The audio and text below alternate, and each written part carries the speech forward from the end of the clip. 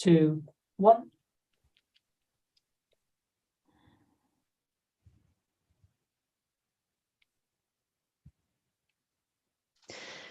Good morning and welcome to this licensing hearing. The first item on the agenda is the election of the chair, and I understand that members would like Councillor Norman to chair the hearing. Is that agreed? It is. Thank you, members. I'll hand over now. Thank you very much, Fiona. Hello and welcome everyone to this licensing hearing to determine the application for the Alchemist Bar and Restaurant. Just to state, obviously, this is a live webcast, and a recording of this hearing will be made to view later on the council's website. Just to explain briefly the kind of rundown of how we will be managing the determination of the application. So we will have a report from the licensing manager, questions for them. The applicant will then present their case. We will have the opportunity for questions for the applicant from all of the representatives and the subcommittee. The police will state their case, and so for the licensing authority as well, with questions for both of those as well. And then we'll have a summing up from the representatives and then the applicant, any final points of clarification, and then we'll move to a decision. Just to do some quick introductions first, I'm Councillor George Norman. I'm chairing today's hearing. Do other members of the subcommittee want to introduce themselves? Councillor Ian Cuthbertson. Councillor Rachel Melly. Thank you. We have some council officers here. Leslie Cook, who is here from the licensing authority to help present the report. Fiona Young, one of our democracy officers, and Sandra Brannigan, who is one of our legal advisors. We have the applicant here. So as I stated, the applicant is the Alchemist Bar and Restaurant Limited. It's represented by Rebecca Ingram and several witnesses. I'll leave those to you to introduce when we come to that point in the agenda, if that's all right. And we have representatives as well from the police, PC Kim Hollis, and I believe you've got a witness too, who I will leave you to introduce at that time too, if that's all right.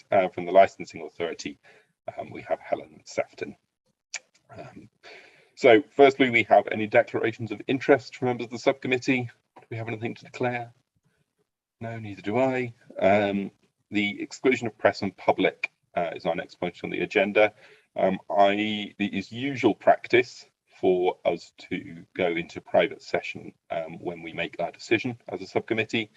I would propose that we do that. I don't know if other members of the subcommittee have any view on that. No, happy to agree to that. Thank you, Chair. And the way we will deal with that too, obviously, we will aim to get you a decision in writing as soon as possible, rather than leaving you on the call and then coming back once we've made a decision. So we will end this section of the meeting and give you a decision in writing as soon as we are able to. I have item 5 is minutes, which is approval of minutes of the licensing hearing held on the 17th of November 2022. Do I have any comments on that set of minutes? No, I would suggest we approve them. Yep. Councillor Melly and Councillor Cuthbertson. Yeah, agreed. Thank you. So after all of that, we come to the determination of the application. So just to sort of double check, obviously I've explained the procedure there. Do the applicant and the representatives understand the procedure? Do they have any questions on it? No questions, Chair. Yes, all understood. Thank you. We'll take silence as agreement from the other representatives too. Thank you. And just to check as well that the representatives have seen the further information that the applicant has provided on the 19th of December.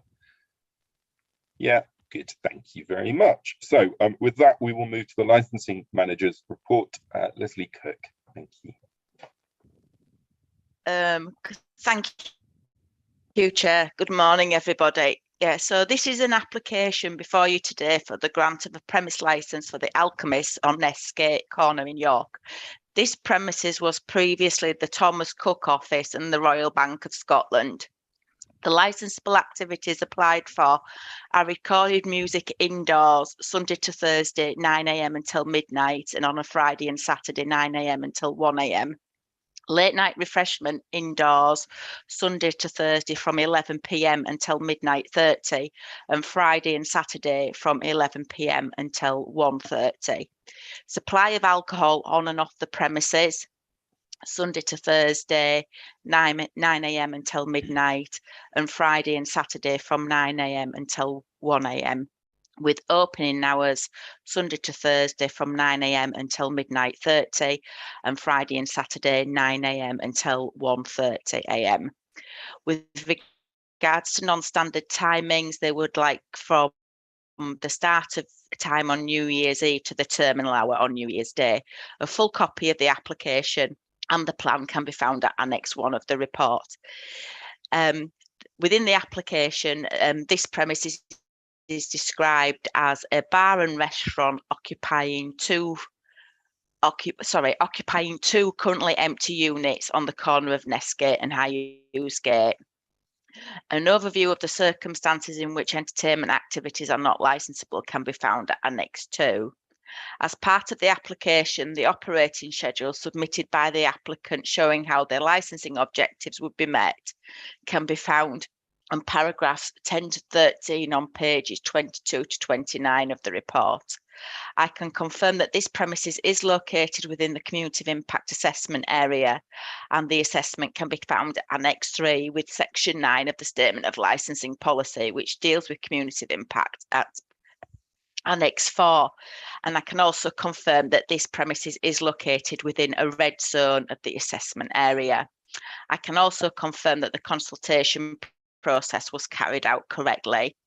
North Yorkshire Police have made representation with regards to the application on the grounds that the licensing objectives, the prevention of crime and disorder, prevention of public nuisance and public safety would be undermined. Furthermore, the applicant fails to demonstrate that this application would not add to the cumulative impact of licensed premises already experienced. The full details of their representation can be found at Annex 5. The City of York Council's licensing authority have made representation on the grounds that the licensing objectives, prevention of crime and disorder and public safety would be undermined. Furthermore, the applicant fails to demonstrate how this application would not add to the cumulative impact of licensed premises already experienced in this area. Their representation can be found at Annex 6. There are no other relevant representations before you. A map showing the general area around the premises can be found at Annex 7. The committee has the following options when making your decision. Option 1, grant the licence in the terms applied for. Option 2, grant the licence with modified additional conditions imposed by the licensing committee. Option 3, grant the licence to exclude any of the licensable activities to which the application relates and modify add conditions accordingly. Option 4, reject the application. As already stated by the chair, an agenda supplement has been published with additional information supplied by the applicant. That's a brief overview of the report, Chair. Thank you very much indeed for that, Leslie. We do have to go through questions now. I hope that's okay. Have a good sip of tea. So questions for the licensing manager. The applicant, Rebecca Ingham, do you have any questions for Leslie? No questions. No, thank you. I won't put you through that, Leslie. I hope you're okay. Kim Hollis. Thank you, Chair. No questions from me. Helen Sefton. No questions, thank you. And members of the subcommittee, do we have any questions for the licensing manager? I see a shake from, yes, Councillor Cuthbertson. Yes, just one from me. Is there any subdivision of the cumulative impact area into zones of greater or lesser impact? And if there is, which one does this fall in? This premises falls within the red zone, within the cumulative impact area. So the red zone is where we have the highest concentration of licensed premises, which then add to the issues with crime and disorder, antisocial behaviour experienced within those areas. Okay, thank you. Okay, I don't have anything further to ask either. So thank you very much for that, Leslie. That's much appreciated. So we shall come to the applicant's case. So you have 15 minutes to make that case, and then obviously there'll be time for questions for the applicant after that. But if you're happy to begin there, then I shall, in your own time, please do. Of course, yeah. Thank you, Chair. Good morning, councillors, and thank you very much for your time this morning. Just briefly to introduce our witnesses, I have here Mark Burville, who's the COO of The Alchemist, David Oxterby, who is the Regional Operations Director, and we also have Max Reeves from the Helmsley Group, who are the landlord of this unit. I'm not intending to call anyone as a witness. I'm just going to make submissions to you, but obviously they're here. You'll have read David and Max's statements, so they're here if you have any questions of them. But as I say, I'm not intending to sort of specifically call them as witnesses this morning. Thank you also for confirming that you've had the additional papers that we served. That means that I don't need to sort of rehearse to you guys the background of The Alchemist. You'll hopefully have read all that and have an idea of what the brand is all about. And I'm really hopeful that you'll agree that it is an exceptional brand. I'm also going to try and keep what I'm going to say fairly focused, because although, of course, your decision isn't going to be a straightforward one, I would submit that the issues to be resolved are reasonably narrow here. And that's because of the way in which we've been able to work with the responsible authorities. So thank you to them for that. As you'll have seen, we were able to meet with Kim and with Leslie prior to the submission of this application, as is recommended by your licensing policy. And it was very clear that we would need to draft a very comprehensive operating schedule, given the location of the premises. And I think that all parties who have made objections would agree that we have done that. I also think, and I'm sure Kim or Helen will tell you when they come to speak to you if I'm speaking out of turn here, but I think that the comprehensive nature of this application and my client's style of operation means that they don't appear before you today desperately pleading with you to refuse this application, or even desperately pleading with you to add the sort of additional condition which is contentious. I think that they are saying to you, if you grant this application, it will be as an exception to your policy, and therefore they want to leave that decision in your hands. So what is that decision that you have to take here?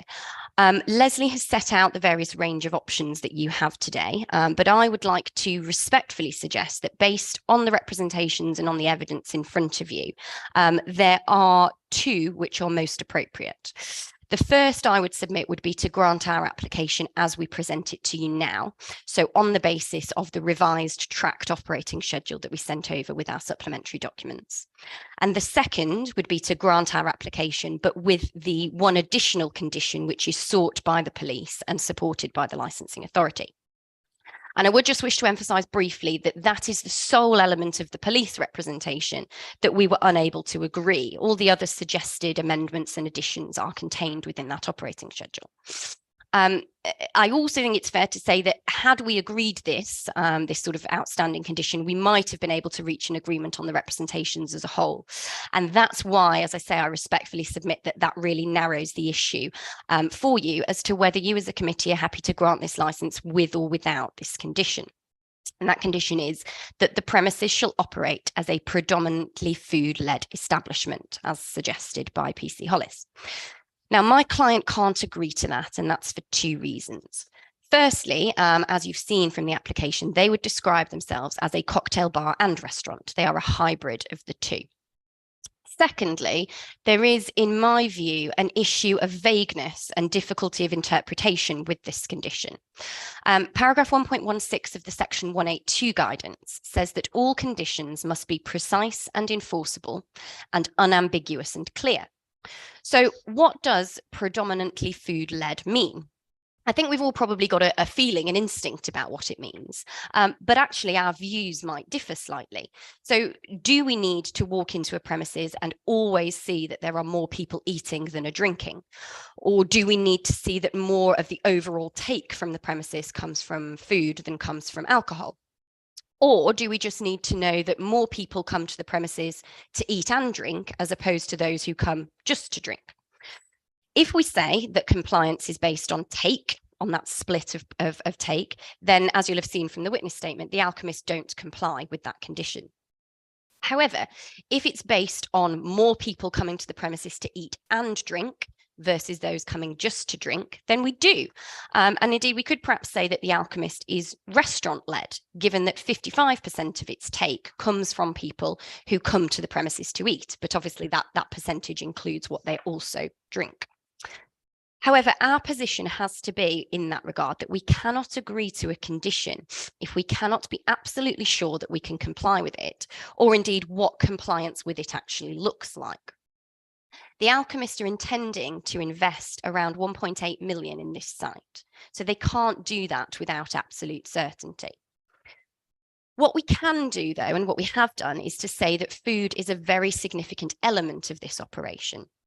And we've agreed precise conditions which ensure that that is the case. So we would invite you to be content that these clear conditions ensure that food will always be a significant element and that this won't be a predominantly vertical drinking premises. Now, we do understand that without this provision, we are asking you to depart from your policy. But as per your policy, it is open to you to do so where the applicant can demonstrate that they would not be adding to cumulative impact and where it's considered appropriate. So how would we demonstrate that we don't add to cumulative impact? Firstly, we would say with our style of operation, and that's described in David's witness statement and in the brochure. And it's such that it simply isn't associated with crime and disorder, antisocial behaviour, or nuisance across its estate. There are key elements to that: the significant food element that I've mentioned, the fit out, the predominant seating, the price point, the theatrical element, the destination nature of the premises, and consequently the demographic that it attracts. Secondly, we would say with our extremely comprehensive operating schedule, which guarantees that style of operation. As I've already explained, we've offered conditions which guarantee the significant food element by specifying times during which food must be available.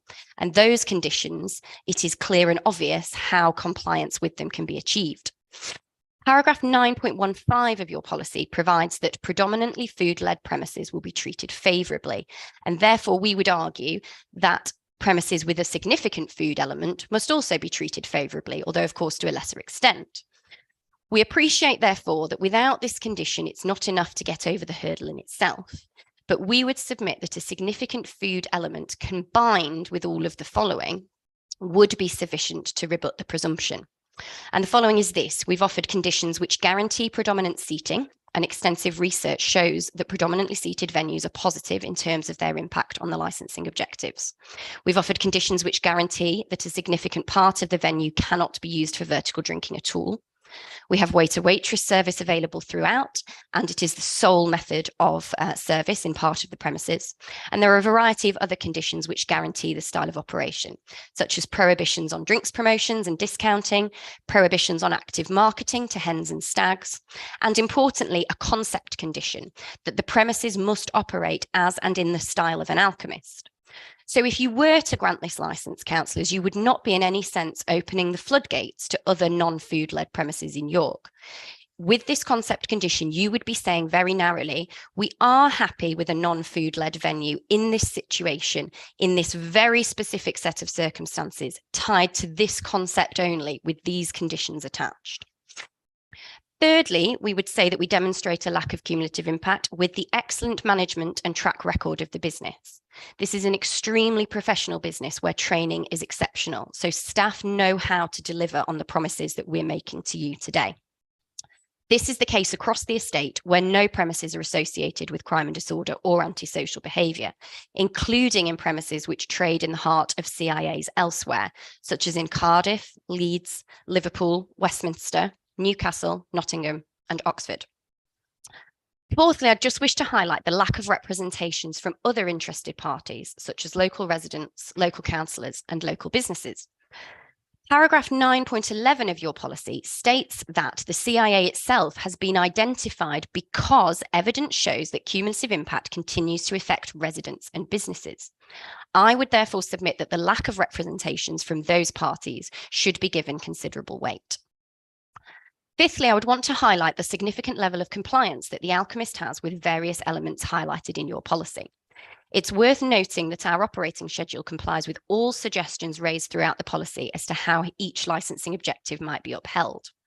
We've also included conditions regarding various of your priorities, including counter-terrorism and nighttime safety, plus provision for involvement in Pub Watch, York Business Against Crime and the radio system, and the York Water Safety Forum. We would also emphasise that as a result of all this, there is actually a significant level of common ground, even with those who have objected. We would submit that we've dealt with almost all of their concerns, save for the predominant food-led element, and save for specifics regarding the pavement outside the premises and queuing, smoking and dispersal, which I'll just deal with briefly now. The concerns are raised due to the busy nature of the road and the corner on which the units are situated. Firstly, we would just wish to clarify by reference to the plan that the entrance and exit to the premises is not on the corner of the two units where I think the Thomas Cook was, but actually on the longer frontage on Nessgate, which used to be the RBS. This has a nice wide pavement, and there are also road markings, which mean that the cars don't come close to the pavement, but actually have to stay some meters away. You'll also see from looking at the plan that the entrance is recessed slightly within that part of the unit. So this will allow for small queues within that part. In any case, the Alchemist is not a premises that tends to have large queues form. Their response if the premises is full is generally to suggest to customers that they might want to go away and come back a little later. But of course, they do have to accommodate small numbers who might actively want to stand and wait. And this can be done here and on the wider part of the pavement on Nessgate to the left of the entrance as you look at the plan. Smokers can also be accommodated here and would be carefully monitored by staff and by door staff when they're employed. There is also a low footfall side street to the left of the premises looking at the plan, which my client considers could be utilised for smokers too. This would be subject to monitoring and subject to the thoughts of the police and the council on this. And that's the important safeguard that I'd like to highlight to you in regard to the use of that area. Namely condition C7 of our proposed operating schedule, which requires that policies be agreed with the police and the licensing authority before opening. So you would not, by granting this license, be giving carte blanche to the Alchemist to operate smoking, queuing and dispersal however they see fit, as there would be continued involvement and insight from the authorities, and we would need to have their sign-off. Just a final word on dispersal as well, councillors. Dispersal from the Alchemist is organic and gradual because of the hours it trades as applied for here. People will leave in dribs and drabs throughout the course of the evening, having finished their meals or finished their drinks. And as such, the premises is nowhere near at full capacity at closing time. There is not a surge of people onto the street at closing time. And furthermore, on a Friday and Saturday, the last entry condition we've proposed at midnight means that even the last remaining customers would be dispersing over the period of an hour. Again, therefore, the Alchemist does not contribute to cumulative impact by dispensing large numbers of people on the street at peak times for crime and disorder. And this further accords with your policy, which states at paragraph 8.8 that more flexible operating hours can help address the large numbers of patrons leaving licensed premises at the same time. As I say, therefore, we would submit that we've demonstrated that the grant of this license will not add to cumulative impact. And in fact, the Alchemist has been shown historically to have a positive impact in terms of raising the bar in cumulative impact areas where it has opened. Your policy mentions the purple flag accreditation process, and Alistair Turnham of Make Associates is mentioned in David's statement. Alistair actually helped to develop the purple flag scheme. And he has said that the Alchemist is the kind of venue that towns and cities looking to diversify their offer to venues that attract a range of people should be looking to. And just to conclude, I would just like to briefly talk in wider terms such as this, and to submit to you that the Alchemist is the kind of venue that York should be looking to attract. When making this decision, I would respectfully urge you to consider what York wants to say to businesses like the Alchemist, particularly at the moment. Does York really want to say that unless you are a restaurant, you simply cannot open a new premises in our city centre? Or does it want to say that you can, as long as you're demonstrably excellent? Indeed, your policy mentions the pandemic at paragraph 9.16, which it acknowledges has impacted the operation of licensed premises dramatically. This is true, but arguably things are even trickier now, with staffing issues, the cost of living and the energy crisis. We would submit that it is exceptional that a really high-end, well-managed, well-run, exceptionally well-thought-of business with a model that may not fit neatly into your policy but will not add to cumulative impact wants to invest in York at a time when very few businesses are in a position to do so. We would further submit that this is a relevant factor which you are entirely entitled to consider because the licensing framework and your policy entrusts you with this decision and tells you to consider each application on its own merits. We would submit that the merits here do include the economic context and the wider state of the hospitality scene, as well as the context of the units themselves, which have been empty for a considerable amount of time. The Alchemist wants to invest in them, bring them back to life, bring about positive change, and raise the bar in the area. They want to do that with a business model that has an incredibly impressive track record of upholding the licensing objectives. But they cannot do it with a condition that requires them to be predominantly food-led. And indeed, if that condition is added to the license, it would be tantamount to a refusal for them. They would not occupy this unit because it does not allow them the certainty and flexibility that they need to operate their business model. But we would submit that even without this condition, all of the circumstances of this application mean that its grant would uphold the licensing objectives and would not add to cumulative impact. Thank you, councillors.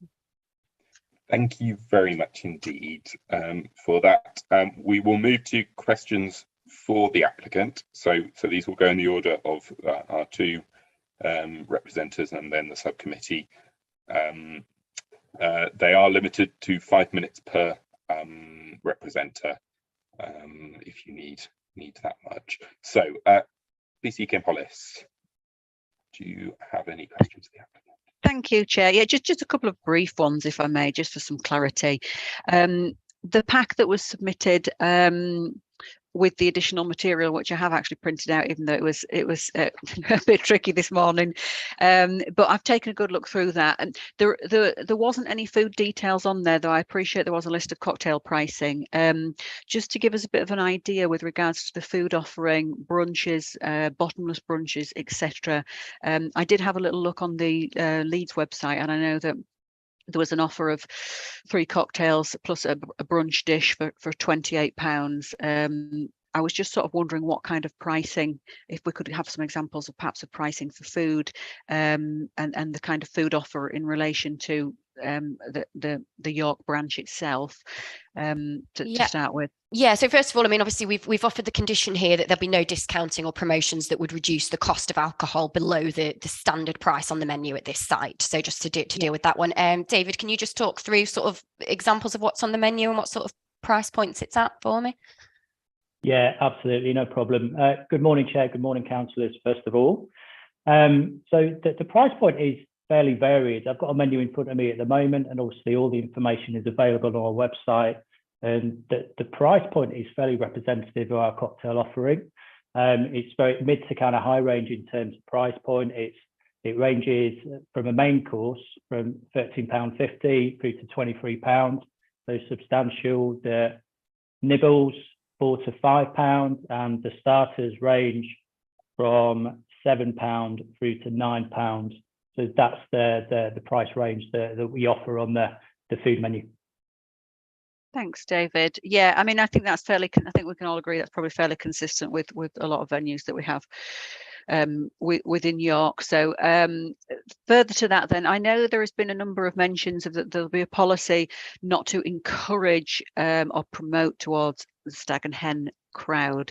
And just for clarity, would you accept bookings for stag and hen parties if those booking requests were made? Yeah, so I think it's about them being overtly hens and stags. I think the reason that we can't say we wouldn't allow hens and stags in is because sometimes you might just get a booking for 8 women and you don't necessarily know why they're coming to the premises. But the point is that there wouldn't be anything on the website that would say, you know, this is a great venue for hens and stags, etc. Is that fair to say, David? And I don't think you do that across the estate anyway, do you? No, we don't. We actively communicate that we don't accept any hen party paraphernalia, any fancy dress, anything that goes along with those kind of events. If there is any kind of event that does come in that we associate with a stag or hen, then we will actively monitor much more closely than we would. And if they do attend, even though we have reiterated our policy in terms of that paraphernalia, we will remove it at point of entry. and monitor that party closely throughout their time with us in the Alchemist. Thank you. So is it am I fair in saying then that the bookings would be taken, but that the general the antisocial, some of the accoutrements that come along with those stag and hen parties, the fancy dress, etc., wouldn't be accepted, but you would accept them providing that you're happy with the behaviour, etc. Yeah, I mean, with the premises we have in Lorc, we're quite restricted in terms of the size of the party. The largest table can sit an 8, so we're certainly not going to be accepting any kind of parties of scale. We will communicate our policy, generally orientated around the weekends. So we'll reiterate that we don't allow any fancy dress or hen party paraphernalia, and then we'll monitor the party during the time that they're with us in the premises. Yeah, and I think because it's difficult, Kim, to, I suppose the natural extension to what we've said is, well, could you not say you just won't accept hen and stags at all? But as I say, I think that becomes difficult because you might get a booking for a group and you don't know, you wouldn't necessarily know whether they are a hen or a stag or not. So I think, if you were to get a request, David, that said, can we book lunch for some hens? You would accept that booking, but with the caveat that you would give them that you can come, but it can't be an overt hen party with lots of fancy dress, and you wouldn't be encouraging that, but you would accept it if it came to you. Is that a fair summary? Absolutely correct. I mean, the impact that the hen and the stag parties has on the wider environment of the Alchemist is definitely not what we want within the venue. So that's why we carefully manage it, both at point of booking, but also on the day within the venue. Thank you. And then just a final point of clarity from the new operating schedule as well, and just to be clear on the point, it is I know in your submission, Rebecca, talking about that there was an offer of waiter and waitress service and no vertical drinking. Just to be clear, the offer is only within that green hatched area on the plan, though, isn't it? Which is the yes, as indicated on the plans that we've received. That's correct, the only area where that offer is. It's not the full floor plan that offer is made. Correct. So within that green hatched area, what we're saying there is that everybody has to be seated and everybody has to be served by waiter waitress service in that area. In the rest of the premises, we will have predominant seating available and waiter waitress service will always be available, but it won't be enforced within that section. Does that make so? That's the difference between the two areas, if that makes sense. I think that makes it clear. Yeah, I think I'm just going to check there's no questions from Sergeant Jackie Booth, but if you just give me one moment, thank you. Thank you. Yep, there's no more questions from us all good. Thank you. Thanks, Thank you very much. I think we're at time there anyway, so that's fine. Questions from the Licensing Authority. Helen, Septon, do you have any queries? Thank you. No, I don't have any questions at this time. Thank you. Thank you very much. So questions from the subcommittee. Councillor Melly. Thank you, Chair. Yes, I just have a question about what you're just saying about the maximum group size being 8 and that kind of putting a natural limit on kind of large parties and large groups. Does that include the area that's green on the plan that's available for bookings? Would that also have a limit on the size of 8, or is that a space that's available for larger bookings? Yeah, I mean, 8 is the largest table that we can have all accommodated on a single table. There would be capacity to have larger bookings over multiple tables. We tend to generally not do that over high periods of trading, so Saturdays, weekends. But if we had a nice corporate party or a birthday celebration on a Monday evening, that we're happy to sit over 3 and 4 tables within the restaurant, then we'd accommodate that. Not really looked at the kind of finer nuance in terms of how we're going to kind of manage the restaurant, but we don't normally gravitate towards the larger bookings because the turnover of smaller tables and within a retail environment and tourist environment that we're hoping to be trading in with York, I foresee much more kind of organic, smaller tables flowing through the restaurant. So that'll negate the need to accommodate parties of greater size. But we do have the capacity to do so, but it would be away from the busier times that we'd be trading. So that green area, that whole space can't be booked out by one party? As a private event, potentially, but generally just as a kind of corporate, Christmas time where the parties, we certainly wouldn't be actively looking at not accommodating, but it would be a rarity.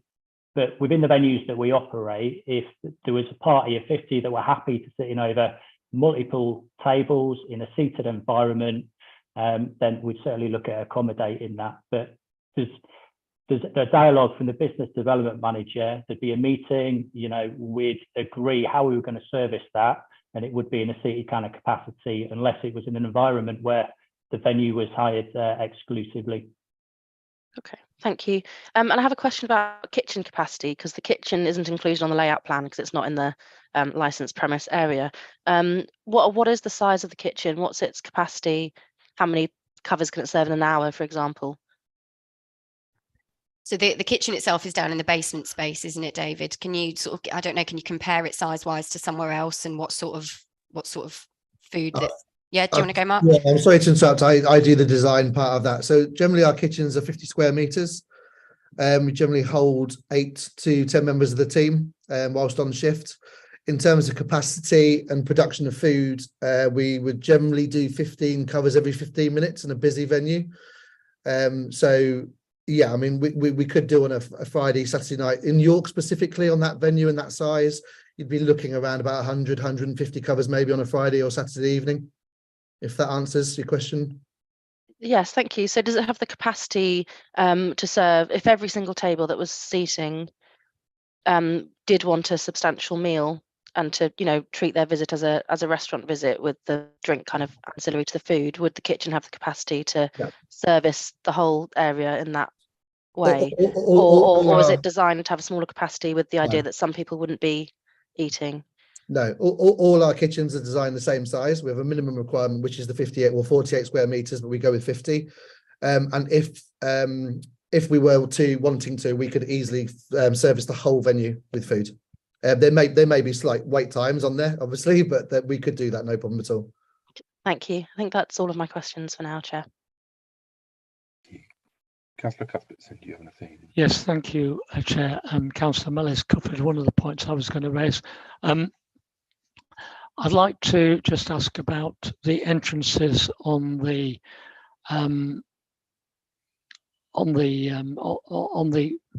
effectively, I suppose it's the east side of the building, which runs between the two corners. Looking at the plan on page 61 of the papers, can we check that the main entrance to the premises on the ground floor is that entrance which is roughly 2/3 of the way along, running from left to right, with a double door shown opening outwards? Is that right? That's correct. Yes. Yeah. That's okay. correct.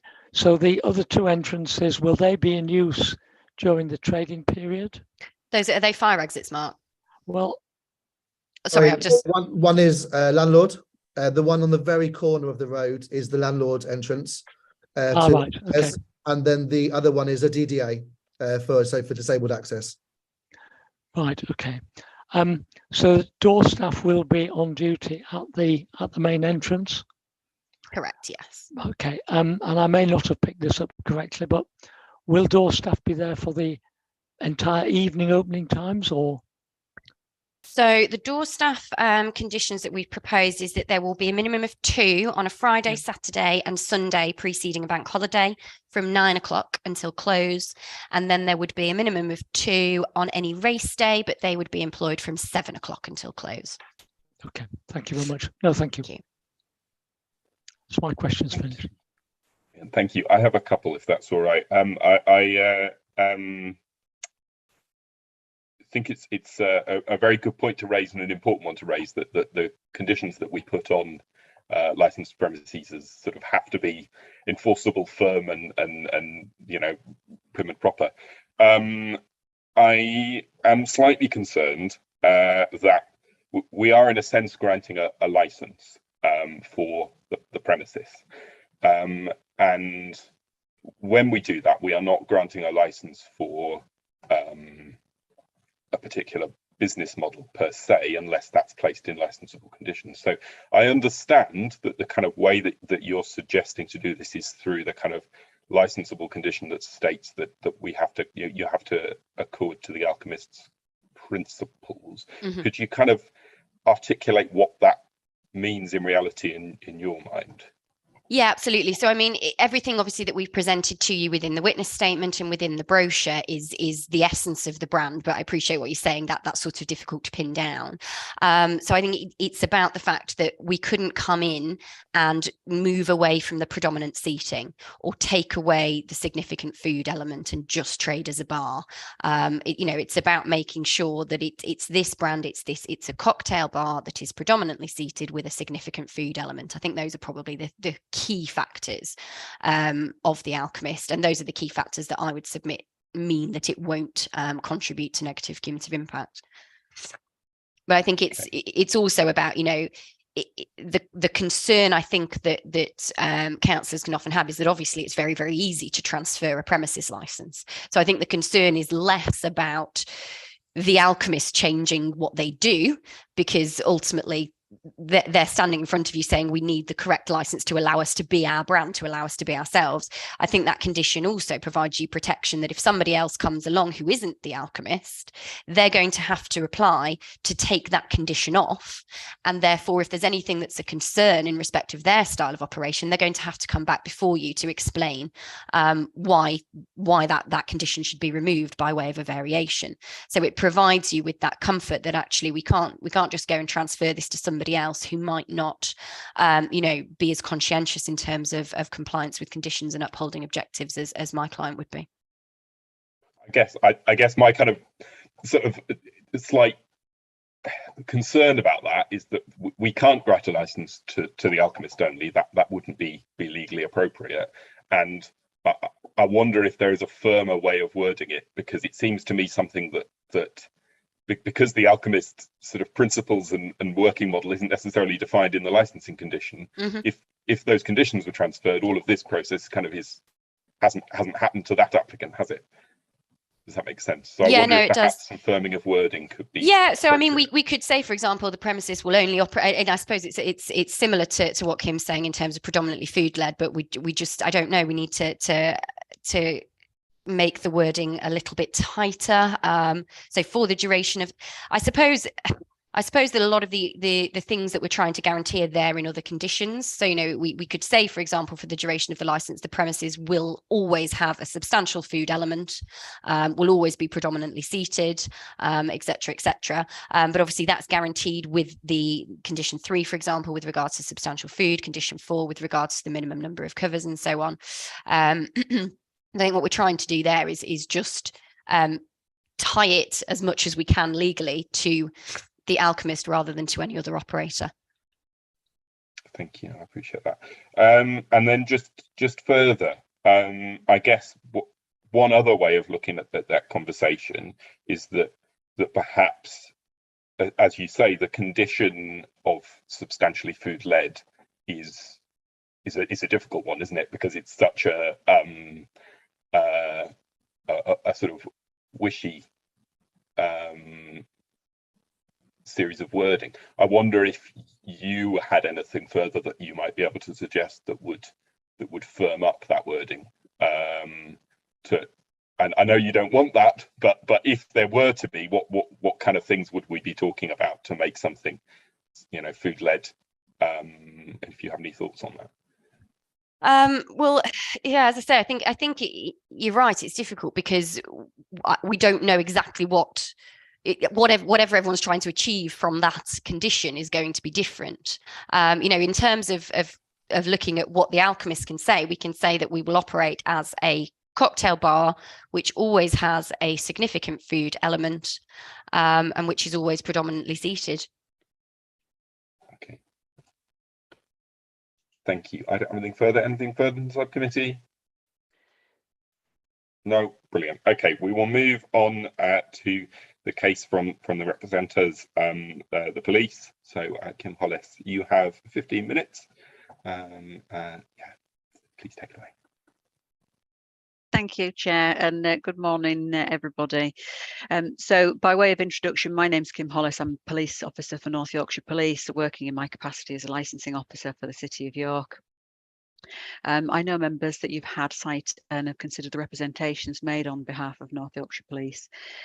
This is an application for the Alchemist, a cocktail bar with a food offering within City of York's Cumulative Impact Assessment Area Red Zone, which we've spoken about briefly. As you're aware, the CIA area red zone is the area which the City of York Council has identified as being under the very most stress and strain from crime and disorder and public nuisance in their statement of licensing policy. The current policy came into effect in March 2022.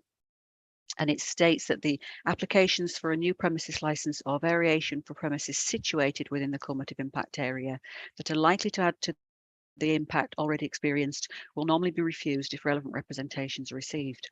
The applicant must demonstrate through the operating schedule the steps that they intend to take so that the council and responsible authorities can be satisfied that the granting of a new or varied licence will not add to the cumulative impact already being experienced.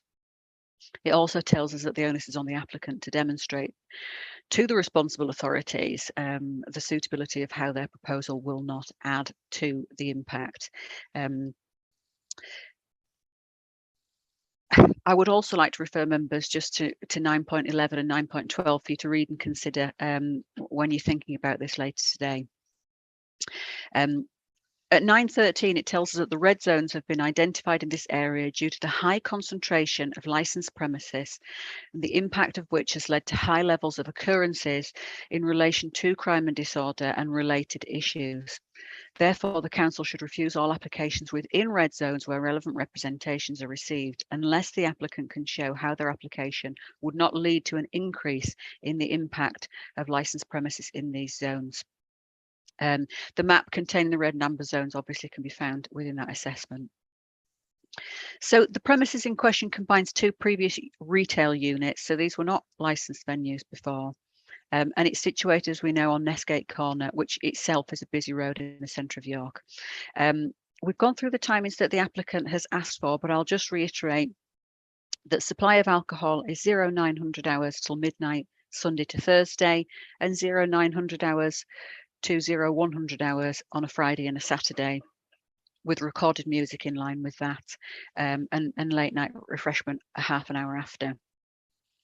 The applicant has pre-consulted with responsible authorities and has offered an operating schedule with a number of conditions which are welcomed by North Yorkshire Police. We've also seen the additional material provided by the applicant that further welcome changes to the operating schedule are now proposed in line with a personal licence holder being on duty, and some amendments being made in relation to condition 3 and 4, which were in my representation. The conditions, however, don't state that the venue will be food-led, as has been discussed already, and the timings applied for are consistent with a late-night venue, with alcohol and music being available till 1 o'clock in the morning on a weekend. There's also no offer of alcohol being ancillary to food. I know there's been a little bit of discussion already with regards to what is predominantly food-led, what tells us substantial food. The policy itself at 915 tells us that applications for the grant or variation of a premises licence in the cumulative impact area may be considered more favourably if the applicant can demonstrate through the operating schedule that the premises is going to be predominantly food-led. So that's the wording in the policy, predominantly food-led.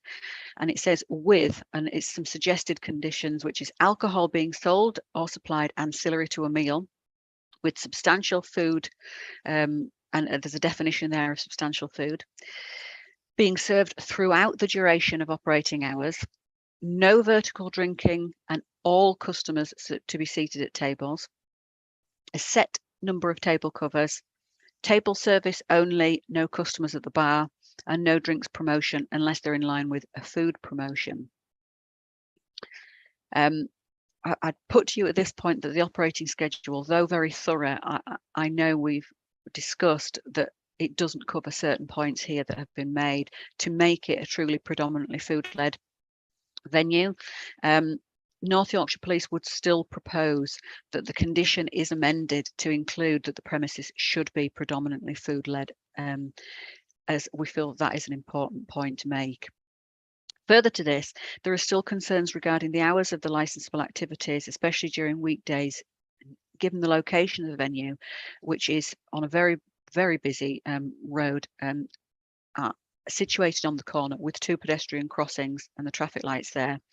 Management of the outside area, which already experiences congestion from footfall, would be key, and a robust policy would need to be implemented by the operators to ensure that queues from people entering and exiting the premises or standing to smoke are considered, and that this is not a public safety and public nuisance concern. We haven't seen details within a document as yet to show us how that dispersal policy would look, and so that is still a concern. The granting of this licence, we believe at this point, would still be likely to undermine the licensing objectives: prevention of crime and disorder, prevention and public nuisance, and public safety, and may add further to the impact already been felt in the area. We would just like to ask that due consideration is given to the application and the offered operating schedule, its location, and the City of York Council's own policy.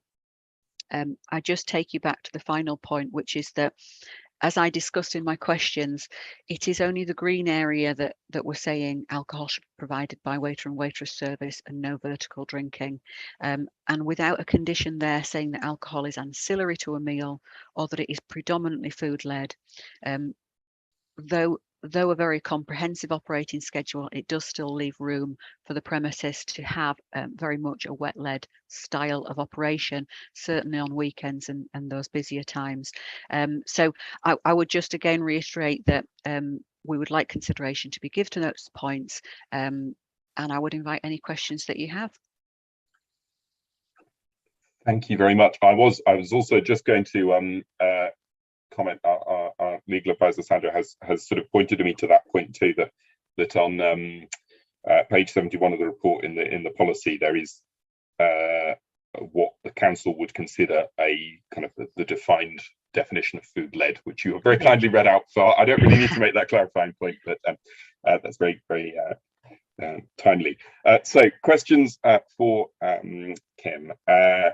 Rebecca, Ingram, do you have any questions? Just one very quickly, Chair, if that's okay. Just the reference you made, Kim, to the pavement, the smoking and dispersal and queuing policies and that sort of thing. I think I mentioned in my submissions that we've popped in a condition which says that those documents, obviously you haven't seen them yet, because we'll should this licence be granted, we'll then look in much more detail and formulate those policies. But should they be granted, the condition provides that those policies have got to be agreed with you and with the licensing authority. So should the license be granted, can I just confirm that you'd be happy to meet with my client at the premises? They'll talk you through everything they're thinking, you know, as many site visits as you need to get comfortable with how that would operate. Are you happy to continue in the sort of engagement that we've already had to finalise those details if the license is granted? Yeah, absolutely. Of course, we would always be happy to do that and to communicate. I think it's just in the absence of it at this point, it's difficult for me to make a decision based on that without seeing that document. So, of course, if those documents come in later and those discussions are had, then North Yorkshire Police would always welcome that engagement. Brilliant. That's everything, Chair. Thank you.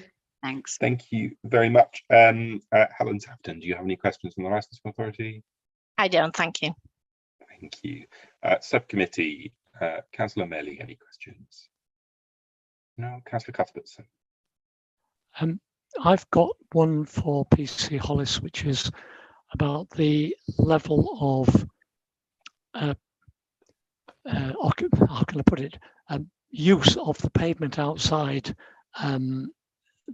these premises, particularly late nights.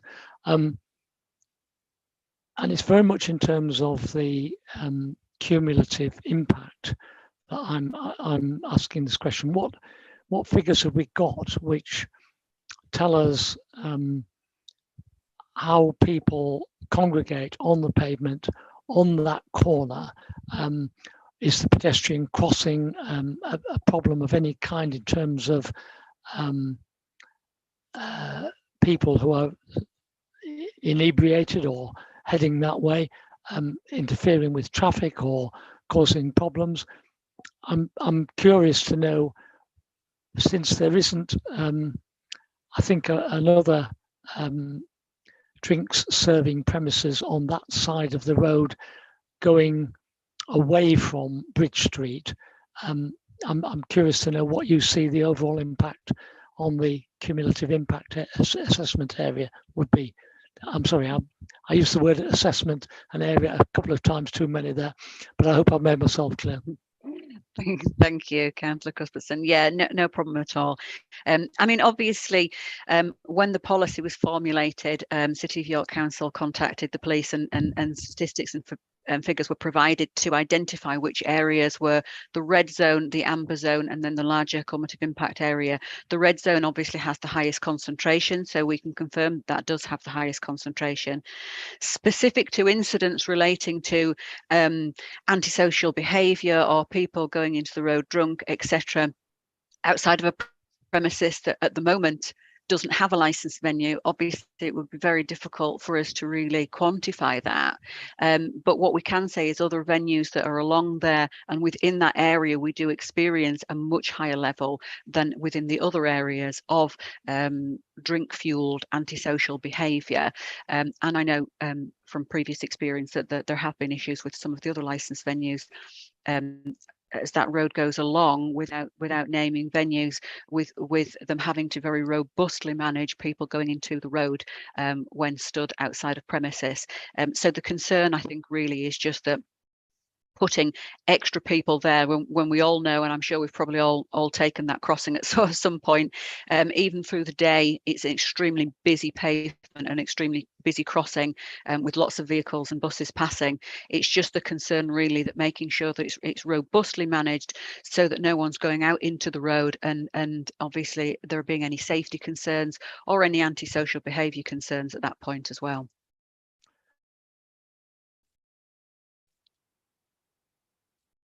You're on mute, Councillor Cuthbertson, but I'm assuming you're all happy. So I asked the question because I'm aware of some existing difficulties. Those seem to me to, and perhaps that's my limited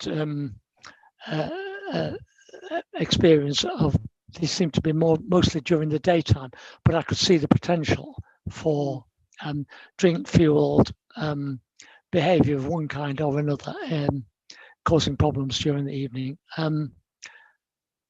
And I think from that point of view, my one problem with the proposal at the moment would be that it seems that there seems to be more of an opportunity for creating such behaviour after food has stopped being served. Yeah, I mean, the cumulative impact policy actually tells us that those key times for that antisocial behaviour and those incidents are later on into the evening, into the early hours of the morning, and also on Saturdays. So I think that probably does show that we do already experience that. And obviously the concern there is that it may add to that. Okay, thank you very much. Thanks.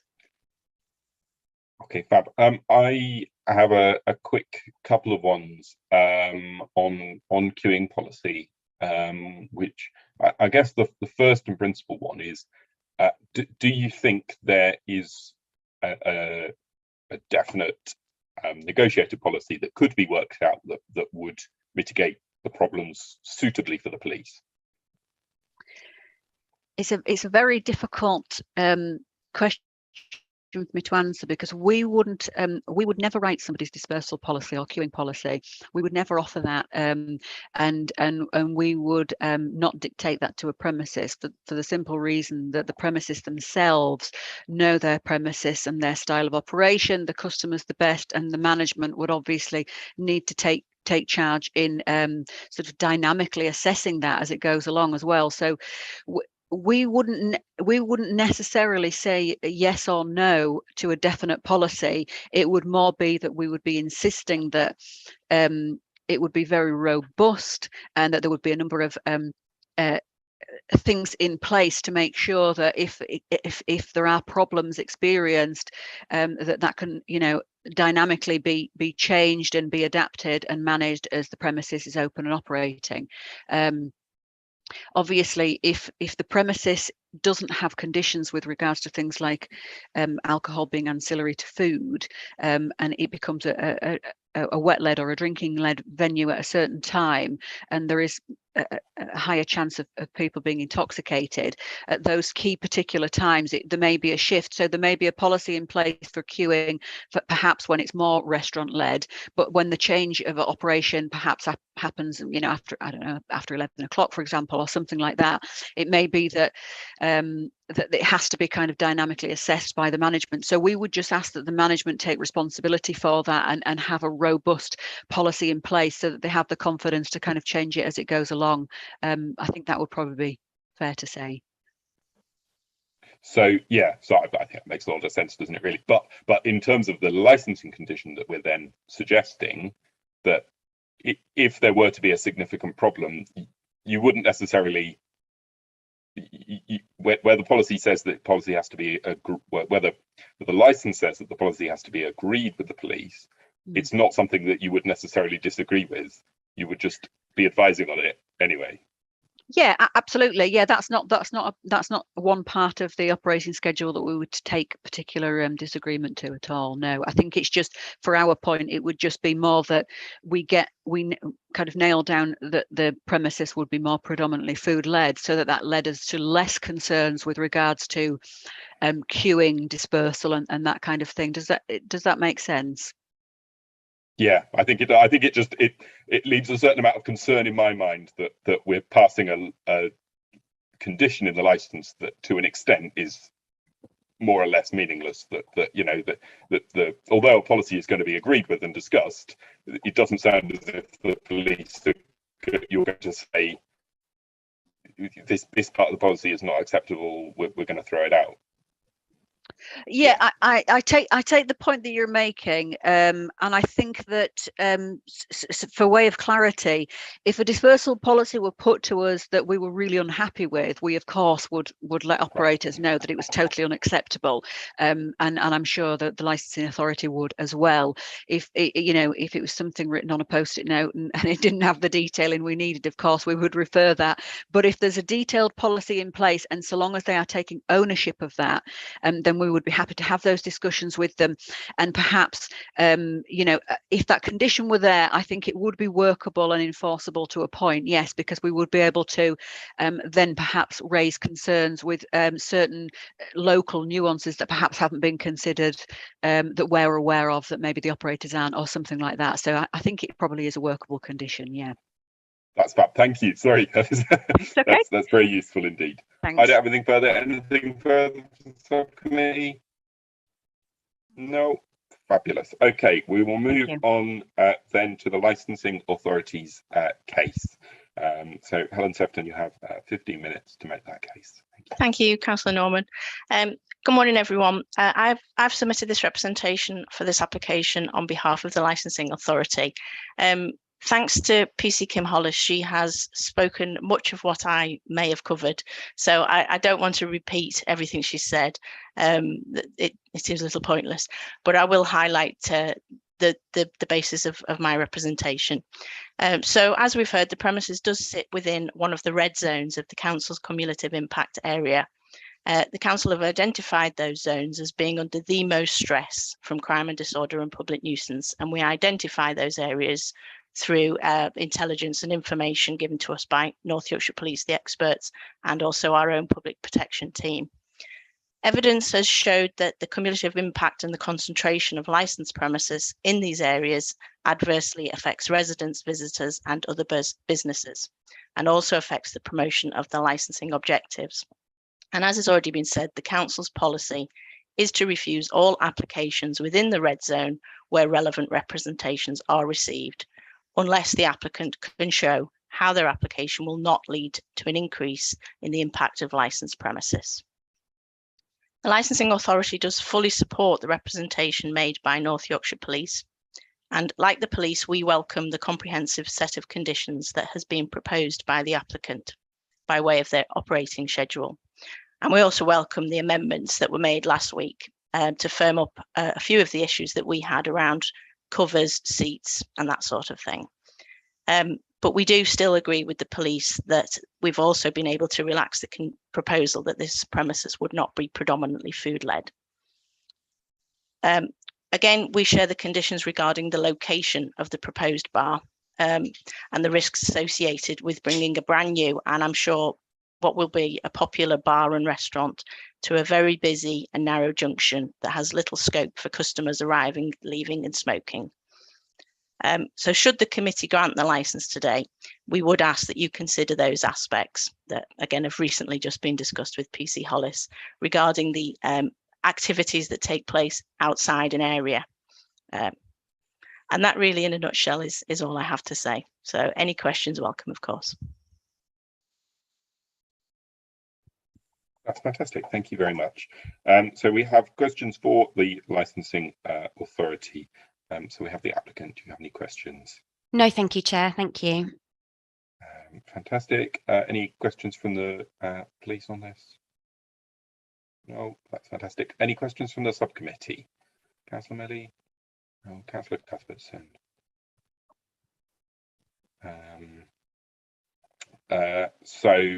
Fantastic. Yeah, just a quick, I guess this is a question for police and yourself as much as anything, but I think we can kind of take this as, so the conditions that have been proposed, the amendments that have been suggested, apart from the food-led issue, is that the only point of contention now in your mind? Yes, I think so. I think, again, your decision today as to whether or not you depart from the policy, whether you've obviously been convinced that the applicant has shown us that they will not add to the cumulative impact, and the representation that I've put in suggests that they would, to meet the policy, the premises should be predominantly food-led. And in my representation, again, I listed how they can show that they're predominantly food-led. So we stick by that. Yeah. Yeah, and that, I guess that food-led thing is kind of defined in the policy, in that that section we were discussing and reading out about the ancillary to food, etc. 9.15 does list it. Yeah. Okay, fantastic. I think that's fairly clear as a position. Okay. Any other questions from subcommittee?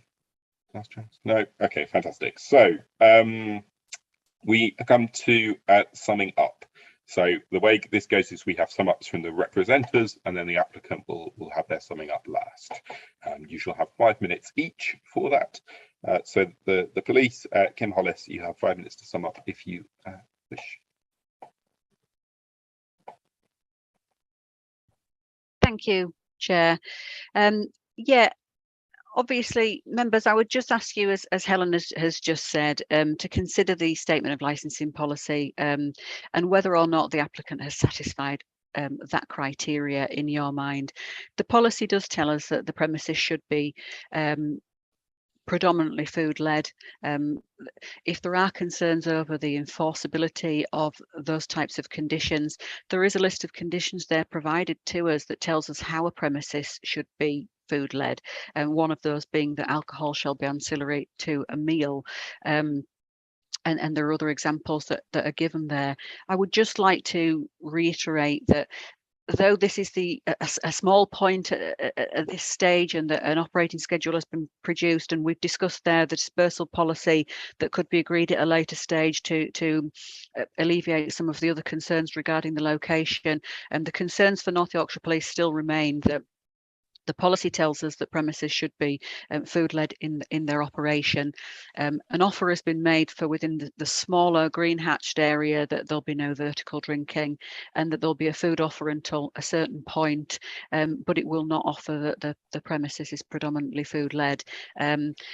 And we would just ask you to take a look back over the policy and make a decision as to whether or not you feel that the applicant has truly satisfied all of the points and alleviated any concerns at this point in order for you to deviate from the policy itself. Thank you. Thank you very much. Helen Sefton, do you have any comments to make in summing up? Yeah, just very briefly, the licensing authority absolutely supports the representation made by the police. Everything that they have proposed is in the council's own policy. The licensing authority fully supports that representation, and yeah, we share the same views and concerns. Okay, thank you very much. And now, Rebecca Ingham for the applicant, do you wish to sum up? Thank you. Yes, thank you, Chair. I'll try and be as brief as possible. As I said in the opening of my submissions, my suggestion to you was, councillors, that really out of the range of options that are obviously always available to you, there are two appropriate options here. Because, and I think the wording that you used, Chair, and that Kim used was really the only point of contention is whether the premises is food-led or not. So I would submit that your option is either, as I say, to grant the licence as per the operating schedule that we've submitted, or to add conditions that make it predominantly food-led. So if we look at that only the issue that we've raised as being the only point of contention, and if I go back to that paragraph 9.15, which sets out what a premises should be in order to be predominantly food-led, there are a number of things, and I would submit to you, councillors, that we comply with the majority of them. So we would not say that alcohol will be sold or supplied as ancillary to a meal, so we don't comply with that. But it then says that substantial food, must be served throughout the duration of operating hours. We're very nearly there with that. We've said that substantial food will be available in all parts of the premises where alcohol is sold or supplied for consumption on the premises up to 1 hour before the end of hours for the sale of alcohol, and a full meals menu available up to 2 hours before the sale of alcohol. So there is going to be substantial food available throughout the vast majority of the operating hours. It then says no vertical drinking and all customers seated at tables. We're certainly going to say there'll be no vertical drinking in part of the premises, and then there is very predominant seating available throughout the rest of the premises. It suggests a set number of table covers, which we have proposed and agreed in the operating schedule. It suggests table service only. We are saying that table service is always available, and it'll be table service only in part of the premises. And it then says no drinks promotions, which we have also agreed. So for an issue that is has been described as the only point of contention, we're not really far off. Now, what I said in my submissions, I would repeat here, is that if we're not predominantly food-led, but we say that we have a substantial food offering, we appreciate that that's not sufficient to get over the hurdle on its own. But we would say that, as your policy says, you are to consider the merits of each application individually. And the merits of this application are that substantial food element plus everything else that we are saying. So it's that predominantly seated nature, which means that the premises isn't going to be associated with and again, to use a phrase that's been used throughout that discussion, it isn't going to be associated with the drink-fueled antisocial behaviour that causes you concern because of the type of premises it is and the kind of demographic that it attracts. The comprehensive operating schedule that we've submitted ensures that. The track record and the credentials of the applicant in delivering this style of operation, including in numerous CIAs, also ensures that. And there's been reference to the fact that robust management will be needed to ensure that that outside area, queuing, smoking, etc., can be operated successfully. And my client is more than used to robustly managing outside areas in various different contexts. For example, they've got other premises which are very similar to this one in York, which only have a public highway external area, which is quite narrow, no other garden area or anything like that, including in Nottingham and in St Martin's Lane in Westminster. So they're more than used to looking at the particular nuances of a particular site and to looking at how they can be managed successfully. Here, they think that one of the solutions might well be to use that low footfall side street that I mentioned as a location for smoking and for queuing. But what they would want to do is to meet with Kim and with Helen or Leslie on site and to say, look, this is how we're going to do it. Walk them through it and take that feedback that Kim mentioned, that local feedback, where if Kim says, I don't know if that'll work because actually you get quite a train of pedestrian traffic down this way, so what if you did it this way? We want to take that advice. We want to keep on with that partnership working. And once we've nailed on exactly how it'll be done, as I say, the track record of the Alchemist means that they can robustly manage and deliver on those policies. I'd also just remind you of a few more of the merits: the lack of representations from those people that your policy is designed to protect, none from local residents or local businesses, the significant level of compliance with all of the aims expressed in your policy, the significant level of common ground, even with those who have objected. This is a very nice hearing for a hearing that's got 2 objectors, and that's because there's such common ground here. And finally, I would urge you to consider the wider context and what we would say would be the negative implications of deciding not to grant this application as we present it to you today. So in conclusion, I would submit that granting this application as we present it to you, as per our tracked operating schedule in our supplementary papers, will achieve the wider aims set out in your licensing policy, namely to encourage a variety and mix of high quality licensed premises that will appeal to a broad spectrum of people. Thank you so much for your time, councillors, especially this close to Christmas. Thank you for listening to us. And if there's anything else I can help with, of course, let me know. Thank you so much for that. That's much appreciated. So we will have any final points of clarification that the subcommittee want to ask. I should also say at this point that if members of the subcommittee were minded to put on other additional conditions, this is the opportunity to raise them. We consider it good practice that it is brought up whilst we still have the applicant and representatives present. So if you've got anything additionally you wanted to put on, if you've got any other comments, any clarifications that have come out of the summaries or remarks. Councillor Cuthbertson, anything? No, I think nothing from me. I think the only thing I would wish to know is where the what's currently happening in the cumulative impact area, and I think that is one of those things that you we cannot base a decision on because of the fact that it can vary, particularly at this time of the year, and so I'll probably look at that as an ongoing issue in the light of future application, any future applications, not just for this site, but at that part of the cumulative impact zone. So thank you. Thank you. I think we have had quite a recent updated report, and I'm sure Kim will confirm, but I think we've had a recent update in light of pandemic because we've moved some bits out of, I think it's got less big recently because we've removed some of the nightclub areas. And I think some of the trends have changed a bit, haven't they, Kim? Actually, the peak times for crime and disorder are actually earlier than they used to be. I think it mentions 10 till 11 actually in the assessment from 2020, 2021, doesn't it, rather than those early morning hours that it used to. There have been changes, and obviously I would let the licensing authority speak on it, but the current policy is from this year, so obviously post pandemic, and the stats and the figures are as a result of those changes that we've had to the nighttime economy. So this policy is the current policy. Thank you. I think I think I did comment at the time something along the lines of it's quite hard to tell with the pandemic having sort of happened so recently whether these are temporary changes or full-time ones. But we work on the policy that we've had most recently, and we go with that. Anything further, Councillor Cuthbertson? No, that's my only question, and that relates to my newness. Councillor Melly. That's okay, Councillor Melly. No, thank you. I think I've got all the information that I need. Everyone's been very helpful with answering all our questions. Thank you. Yeah, thank you. It's been very thorough. Sandra, I just turn to you briefly. Is there anything you feel we should have in the public meeting at this stage from a legal perspective?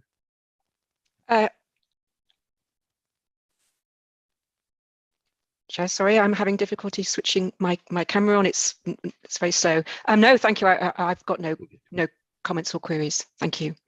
Fantastic, thank you so much. Okay, well, with that in mind, what we will do now is we will end this public meeting and move into the private session. As I say, we will aim to get a decision to you. I think, and please do wave at me if this is incorrect, Fiona, but I think by the end of the day today we should have a result to you, I would imagine, unless deliberation goes on for a very lengthy time. Is that right, Fiona? That's the aim, Chair. Yes, we'd normally circulate a decision notice today. Brilliant. Yeah, so we'll aim to circulate notices today. Thank you very much, Fiona. So with that, thank you very much to everybody for coming along, attending, answering questions and speaking. And we will close this public section of the meeting. Thank you, everyone, and Merry Christmas. Thank you. Thank you. Bye-bye. Thank you, everybody.